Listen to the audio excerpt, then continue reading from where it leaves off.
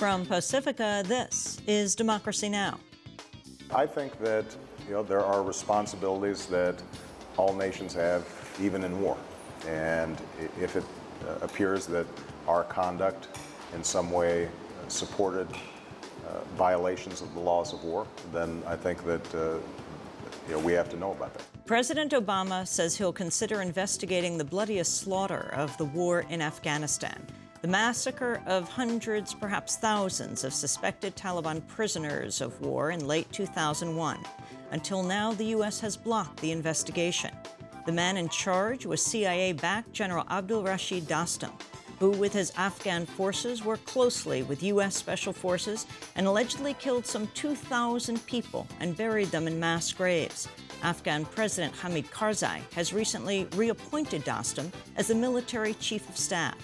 We'll be joined by Susanna Sirkin, the Deputy Director of Physicians for Human Rights, the group that uncovered the mass graves in 2002, and New York Times reporter James Risen.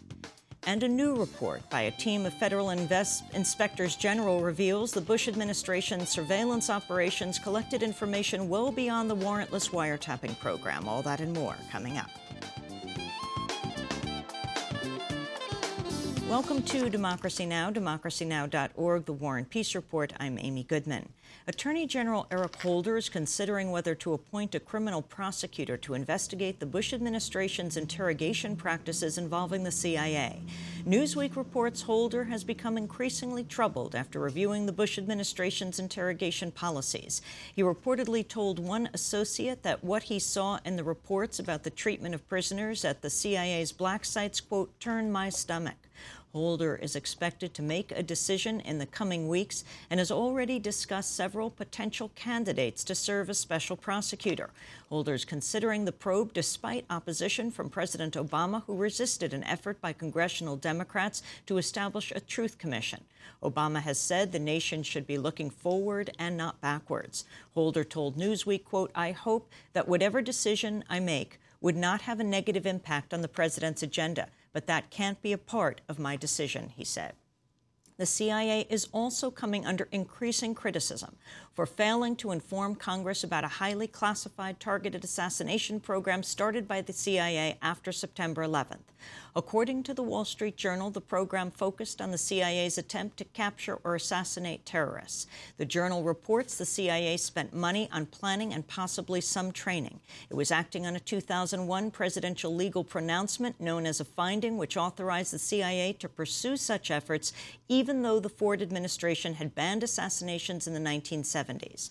Congress only learned about the program last month when President Obama's CIA Director Leon Panetta ended the initiative last month. Senator Dianne Feinstein appeared on Fox News Sunday. She didn't describe the program, but confirmed reports that Vice President Dick Cheney had ordered the CIA to withhold information about the program from Congress. The answer is yes, Congress should have been told. We should have been briefed before the commencement of this kind of sensitive program. Director Panetta did brief us 2 weeks ago. I believe it was on the 24th of June. Said he had just learned about the program, described it to us, indicated that he had canceled it, and as had been reported, did tell us that he was told that the Vice President had ordered that the program not be briefed to the Congress.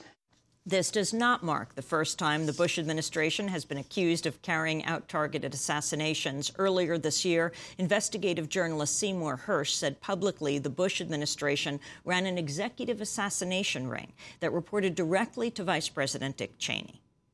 Congress has no oversight of it. It's an executive assassination wing, essentially, and it's been going on and on and on.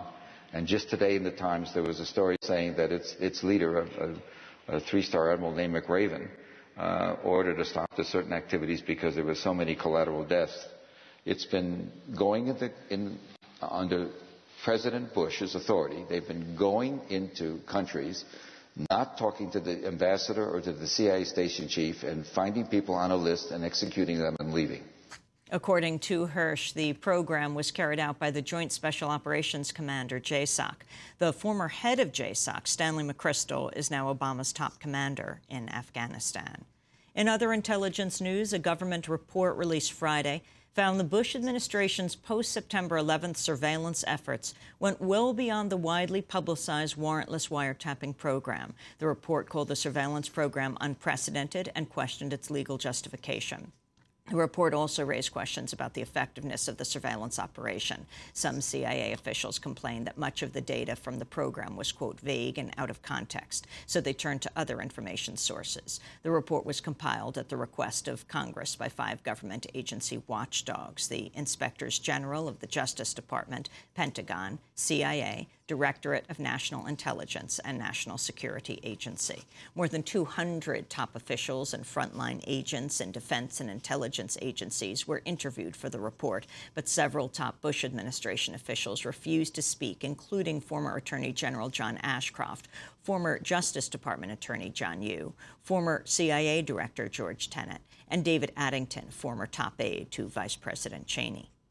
President Obama has returned from his first official trip to Sub-Saharan Africa. In a speech before Ghana's parliament, Obama urged Africans across the continent to take greater responsibility for stamping out war, corruption, and disease plaguing the region. We must start from the simple premise that Africa's future is up to Africans. I say this knowing full well the tragic past that has sometimes haunted this part of the world. After all, I have the blood of Africa within me. President Obama went on to speak about his family's ties to Africa, about his father being born in Kenya, and about how his grandfather was briefly imprisoned during Kenya's struggle for liberation against Britain.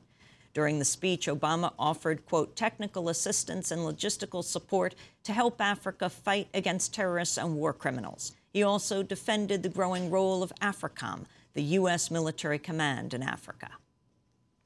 And let me be clear. Our Africa Command is focused not on establishing a foothold in the continent, but on confronting these common challenges to advance the security of America, Africa, and the world. While in Ghana, the president and his family toured Cape Coast Castle, a seaside fortress used by slave traders starting in the 17th century. The former slave dungeon is now a monument to millions of Africans cast into slavery.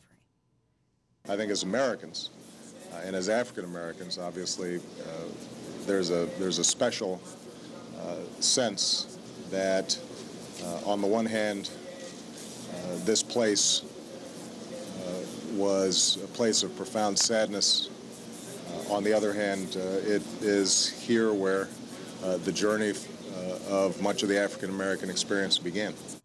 Economic analysts are predicting Goldman Sachs has earned a staggering $2 billion since March. The bank's stock value has soared 68% this year, and analysts predict the bank will pay a total of $18 billion in compensation and benefits this year. That's an average of more than $600,000 per employee. Goldman Sachs has been a major beneficiary of the government's bank bailout program. Last year, the Bush administration quietly funneled $13 billion to Goldman Sachs as part of the bailout of the failed insurance giant AIG. The government also gave Goldman Sachs $28 billion in low-interest loans. While Goldman Sachs is making billions, the state of public higher education in California is in a state of crisis. The University of California Board of Regents is preparing to meet this week to discuss plans to implement widespread budget cuts after the state cut about 20% of its support for the university system, amounting to $813 million deficit.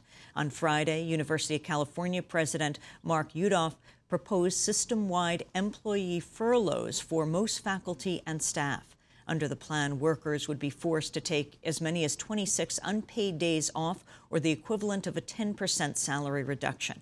Yudof has also proposed deferred hiring and cuts in academic programs. University of California, Davis has already shut down its liver transplant program, and UC Santa Cruz has axed some science and music classes.